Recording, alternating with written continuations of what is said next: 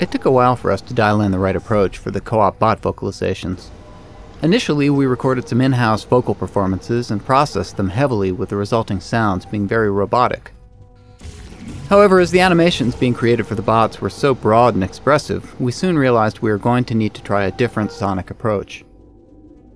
After a few more in-house experiments, we brought in D. Bradley Baker, who we had worked with to create the voices for some of Left 4 Dead's Special Infected. We worked with Dee to come up with 2 distinct vocal and character approaches for the bots and recorded a range of responses for each. Afterward, 2 of our sound designers each took on one of the voices and came up with a unique sound processing approach to create a distinct sonic personality for each bot that still allowed the energy and expression of Dee's performances to shine through. In the following samples, you can hear what they sounded like in Dee's original performance, and the result after the sound designers got through with them.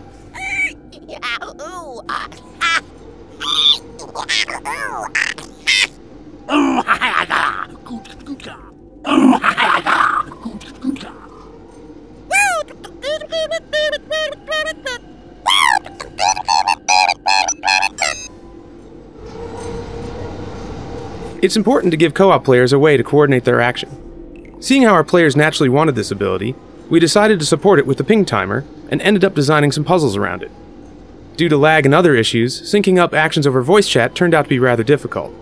Therefore, we created the countdown timer as a way for players to keep in sync. It's completely predictable. Both players see the go at the same instant, and the clocks run in sync even if they're on different systems. This puzzle requires one of Portal's trickiest logical leaps. Early playtesters often took longer than their patience would allow, and were nearly ripping out their hair by the time they'd finally solved it. But almost everyone insisted that the payoff was by far their favorite moment in all of co-op. We significantly reduced the average solution time by adding a puzzle just before this where 2 cubes repeatedly collide, but this almost completely robbed the appeal from what was once a high moment. So instead we decided to make a few subtle adjustments and leave players with the responsibility to make the final leap. First, we added a puzzle 4 chambers earlier to teach players to fling by cutting their hard light bridge and falling into a surface directly below. We then subconsciously primed the thought of mid-air collision by having players repeatedly ricochet weighted spheres against a hard light bridge. Finally, we designed this room's layout, lighting, and decals so that players would see the entire space as a symmetrical whole and visualize the bot's fling path. By planting shards of the idea in their heads, we allow players to own that exciting dual collision epiphany while keeping their sanity intact. For a while, we were on the fence about whether to keep the Team Taunt hug in the game. Some felt it wasn't suitably robotic, while others had a concern that perhaps it showed too much emotion for these characters. But once it was animated for a trade show trailer, many of our concerns were washed away by the positive reaction of the fans. It was a huge success.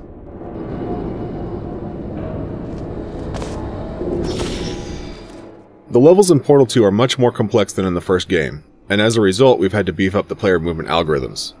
The player is represented as an axis-aligned box in the world, which creates a problem for portal teleportation because portal teleportation is almost never axis-aligned.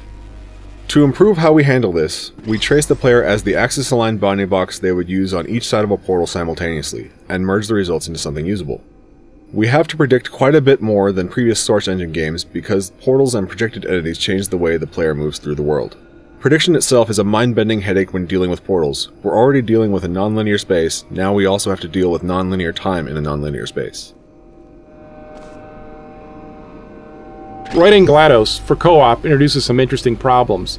In single player, you can count on players paying attention and being caught up in important moments.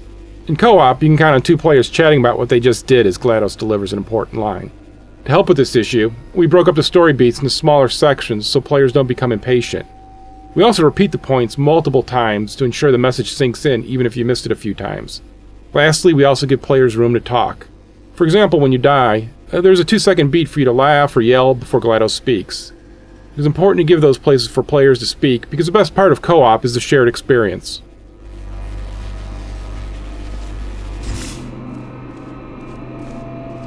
In just a moment, the word